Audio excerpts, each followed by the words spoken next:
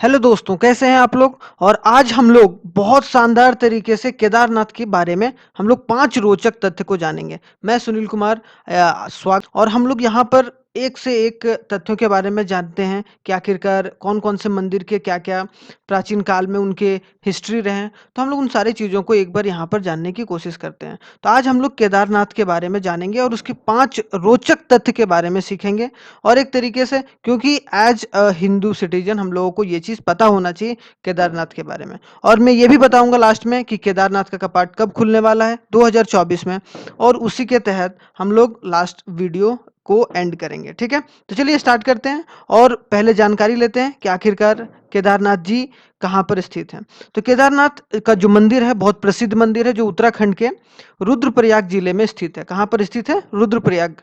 और केदारनाथ धाम जो है वो जो 12 ज्योतिर्लिंगा है, मतलब जो जितने भी 12 ज्योतिर्लिंगों में से सबसे ऊंची स्थान पर स्थित है। मतलब जो केदार बाबा हैं वो सबसे ऊंची स्थान पर वहां पर, जो कि आप लोगों को रुद्रप्रयाग के जिले के सबसे ऊपर देखने को मिलेगा। और मंदाकिनी नदी के मुहाने के पास समुद्र तल से अगर देखा जाए कि समुद्र से कितने तल ऊपर में है, वो 3584 फीट। और ये एक बहुत शानदार मंदिर है और आप लोग यहाँ जाकर घूम सकते हैं। और बहुत ही इंटरेस्टिंग, यहाँ पर जाकर आप लोगों को एक तरीके से अपनी लाइफ को चेंज होते हुए दिखेगा अगर आप लोग वहां पर जाकर एक बार विजिट करते हैं। ठीक है, तो ये चीज ये रहा हमारा केदारनाथ के बारे में। अब हम लोग जानते हैं इंटरेस्टिंग फैक्ट। तो सबसे पहले हम लोग जानेंगे केदारनाथ शिवलिंग के बारे में। किसके बारे में? केदारनाथ शिवलिंग के बारे में। तो केदारनाथ शिवलिंग का जो शेप है या फिर बोला जाए उसका जो आकार है वो त्रिभुजाकार आकार है। मतलब वो ट्रायंगल शेप है। देखो ये ट्रायंगल शेप है। और ये बहुत कम मतलब देखा जाता है कि जो महादेव जी का है या फिर बोला जाए जो जो शंकर जी का है उनका जो ऐसा रूप, या फिर बोला जाए जो केदार बाबा का ऐसा रूप सबसे पहली बार मतलब एक बोला जाए कि जो है वो यहाँ पर देखने को मिला, जो कि त्रिभुज आकार पर इस वाले शेप में होता है। ठीक है, जो मंदिर के गर्भगृह मतलब जो गर्भगृह में रखा गया है। और केदारनाथ मंदिर में भगवान शिव के वाहन वाहन नंदी के साथ वहां पर कौन कौन से तस्वीरें भाई आप लोग वहां देखने को मिलेगा? पार्वती जी देखने को मिलेगा। ठीक है, भगवान कृष्ण का मूर्ति देखने को मिलेगा, पांचों पांडव और उनकी पत्नी द्रौपदी, ठीक है, उसके साथ नंदी और वीरभद्र और अन्य देवी देवताओं के भी मूर्ति लगे हुए हैं। तो वहां पर जाने का मतलब ये है कि एक तरीके से सभी देवी देवताओं के आपको एक तरीके से वहां झलकी देखने को मिलेगी। तो आप लोग जरूर जाइए वहां पर। तो ये केदारनाथ शिवलिंग के बारे में हिस्टोरिकल फैक्ट है। क्लियर।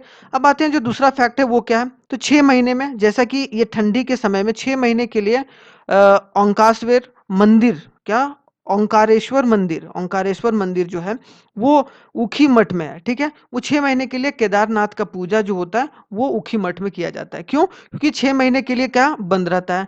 अब 6 महीने के लिए अगर बंद रहेगा तो पूजा पाठ तो रुकना नहीं चाहिए भाई। इसी वजह से 6 महीने के लिए ओंकेश्वर मंदिर जो है वो ऊखी मठ में वहां पर ले जाया जाता है उनकी मूर्ति को, केदारनाथ के मूर्ति को, और वहां पर पूजा किया जाता है। क्लियर। तीसरा जो तथ्य है वो बहुत शानदार है। वहां पर अगर देखा जाए कि ये है किधर, नॉर्थ में है, किधर है, लेकिन यहाँ पर कहीं ना कहीं साउथ। तो इसी से हम लोग को पता चलता है कि एक जो स्टेट है वो दूसरे स्टेट से, या एक राज्य दूसरे राज्य से कितना मिला जुला है। केदारनाथ में कन्नड़ भाषा का प्रयोग किया जाता था। अभी भी कुछ पंडित हैं जो कि केदारनाथ में पुजारी के रूप में काम कर रहे हैं और कन्नड़ भाषा का इस्तेमाल कर रहे हैं और जाप करते हैं, मंत्रों के जाप। ठीक है, मूल रूप से कर्नाटका राज्य से हैं। और जो वहाँ केदारनाथ के मुख्य पुजारी हैं वो मुख्य रूप से कहाँ कहाँ के हैं? केदार मतलब वो कर्नाटका से हैं, जो कि एक साउथ का पार्ट है कि नहीं। तो हम लोगों को एक तरीके से यहाँ पर समाज को एकाकृत करने के लिए भी यहाँ पर एक तरीके से वो झलकी देखने को मिलता है अगर आप लोग वहां पर जाएंगे तो। क्लियर।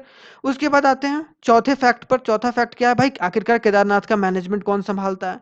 अब केदारनाथ का एक ट्रस्ट है, जो ट्रस्ट एक तरीके से पूरा जो चारों धाम है, चार धाम यात्रा है, चार धाम है, तो चारों धाम को एक तरीके से संभाला जाता है। केदारनाथ का प्रबंधन उत्तराखंड सरकार के श्री बद्री केदार मंदिर समिति, क्या, BKTC के तहत बद्रीनाथ केदारनाथ मंदिर आयोग द्वारा किया जाता है, जो कि एक तरीके से सारी चीज़ों के बारे में देख-रेख करती है ये कमेटी और ये भी डिसाइड करती है कि कब बंद होना है, कब खुलेगा, कपाट कब खुलेगा और किस तरीके से यात्री ऑनलाइन रजिस्ट्रेशन कैसे होगा। तो वो सब सारी चीज़ें भी आराम से यहाँ पर देखा जा सकता है और ये इनकी निर्देश से ये सब सारा काम होता है।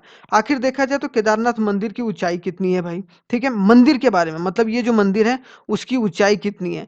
तो केदारनाथ मंदिर की ऊँचाई 85 फीट है। कितना? 85 फीट है और जो लंबा है वो लंबाई 187 फीट है और चौड़ाई 80 फीट है। केदारनाथ मंदिर की दीवारें 12 फीट मोटी हैं। कितने फीट? 12 फीट मतलब जो ये दीवार जो बना है ना वो 12 फीट मोटा है। कितना? 12 फीट मोटा है और अविश्वसनीय रूप से मजबूत पत्थरों से बनाया गया है और ये बोला जाता है कि ऐसे इस तरीके से बनाया गया जिससे ये पत्थर आप देख रहे होंगे, ये बहुत बड़ा पत्थर था। जब 2013 में एक तरीके से यहाँ पर त्रासदी आई थी, बाढ़ आया था, तब इसी पत्थर की वजह से ये मंदिर में कुछ नहीं हुआ था। मतलब केदार बाबा को कुछ नहीं हुआ और कहीं न कहीं बहुत त्रासदी मचा था केदारनाथ मंदिर में। केदारनाथ का एक मूवी भी है, वो भी आप लोग देख सकते हैं। वो भी बहुत इंटरेस्टिंग मूवी है। क्लियर? ठीक है? तो हम लोगों को ये चीज़ सारी चीज़ एक तरीके से पता चल गया।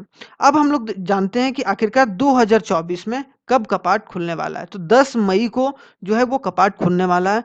चारों धाम मतलब 4 धाम ओपनिंग डेट जो है वो क्या-क्या है ये देख लीजिए।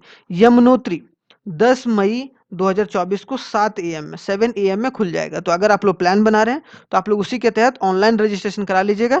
चार धाम यात्रा डॉट कॉम पर जाइएगा तो वहाँ पर एक रजिस्ट्रेशन वाला फॉर्म आता है, वो भी मैं बता दिया करूँगा अपने चैनल पर। क्लियर?